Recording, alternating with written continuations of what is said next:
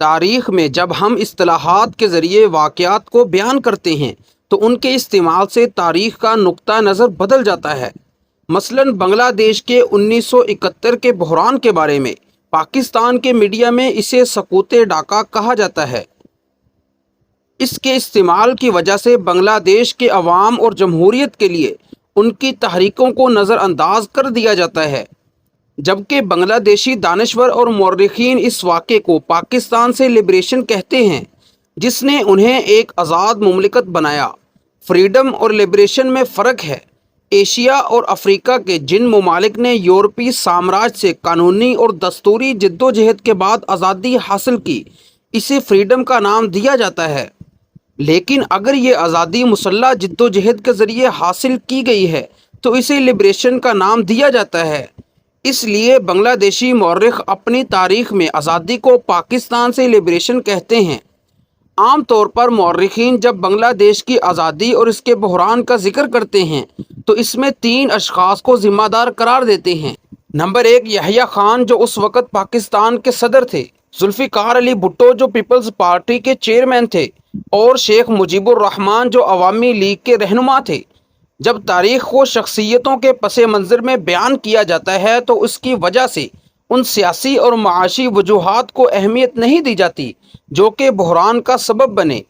اس لیے ضروری ہے کہ بنگلہ دیش کی آزادی کو سمجھنے کے لیے تقسیم کے بعد سے جن حالات کا اس نے سامنا کیا تھا انہیں سمجھا جائے۔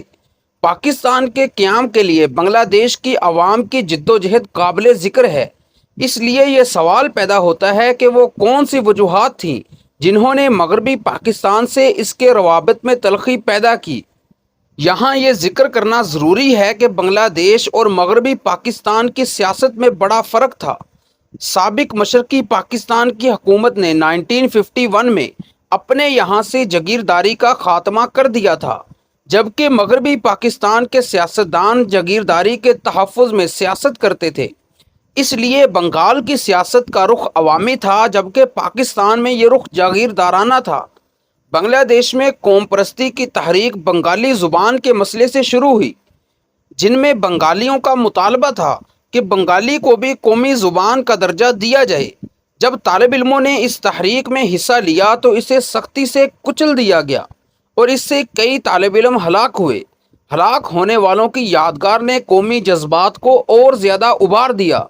اس کے بعد سے بنگال اور مغربی پاکستان کے درمیان تعلقات کشیدہ ہوتے چلے گئے، اور جب 1965 کی جنگ کے بعد بنگالیوں نے خود کو غیر محفوظ پایا تو انہوں نے یہ مطالبہ کیا کہ انہیں زیادہ سیاسی اور معاشی حقوق دیے جائیں۔ یہ بحران اس وقت اپنی انتہا کو پہنچا جب 1970 کے انتخابات میں عوامی لیگ کو بنگال میں اکثریت حاصل ہوئی، جبکہ مغربی پاکستان میں پیپلز پارٹی نے دوسری سیاسی جماعتوں کے مقابلے میں زیادہ ووٹ حاصل کیے تھے۔ اصولاً اقتدار عوامی لیگ کو ملنا چاہیے تھا، لیکن جب مغربی پاکستان کے سیاستدانوں نے اس کو تسلیم نہیں کیا تو بنگالیوں نے اپنے حقوق کے لیے زبردست تحریک شروع کی۔ پاکستان کی حکومت نے بجائے اس کے بات چیت کے ذریعے مسائل کو حل کیا جاتا اور ان کے جائز مطالبات کو تسلیم کیا جاتا، اس تحریک کو کچلنے کے لیے فوجی اقدامات کیے۔ جب بھی فوج کے ذریعے تحریکوں کو کچلا جاتا ہے تو اس کے نتیجے میں قتل و غارت گری اور خون ریزی ہوتی۔ یہی سب کچھ بنگال میں ہوا اور بنگالی قوم پرستی کے جذبے نے بنگلہ دیش کو ایک نیا ملک بنا کر عوامی طاقت کا اظہار کیا۔ فوجی دخل اندازی کے نتیجے میں بنگالی جس المیت سے دوچار ہوئے اس کا اظہار اب تاریخ نویسی میں ہوتا ہے۔ اول ان کی تاریخ نویسی کی بنیاد لسانی قوم پرستی پر ہے۔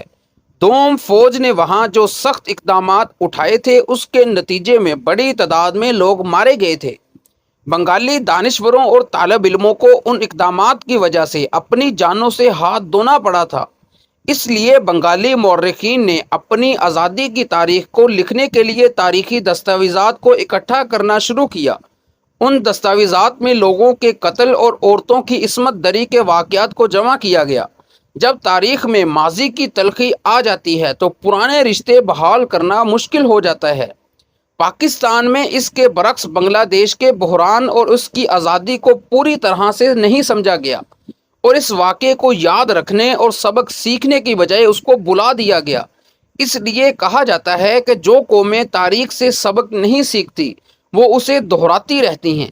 یہی وجہ ہے کہ پاکستان میں اب تک مرکز اور صوبوں کے درمیان تعلقات میں کشیدگی ہے، اور بعض اوقات یہ کشیدگی بنگالیوں کی طرح تحریک آزادی سے ملتی جلتی نظر آتی ہے۔